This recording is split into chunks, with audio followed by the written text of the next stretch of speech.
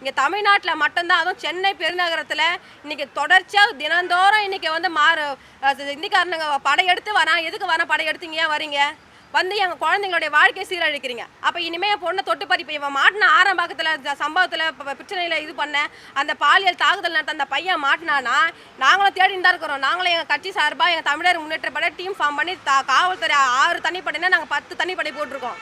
அவனுங்க எங்ககிட்ட மாட்டினாங்களா கை தனியாக கால் தனியாக தலை தனியாக முண்டன் தனியாக அங்கங்கே போட்டு வைக்க போகிறோம் பாருங்க. காவல்துறையும் பொதுமக்கள் கிட்ட ஹெல்ப் கேட்டிருக்காங்க.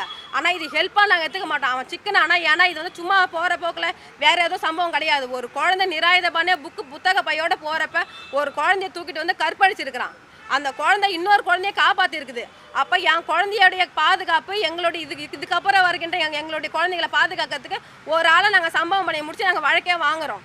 இதனால் எங்கள் தூக்கு தண்டனையே கொடுத்தாலும் பரவாயில்ல.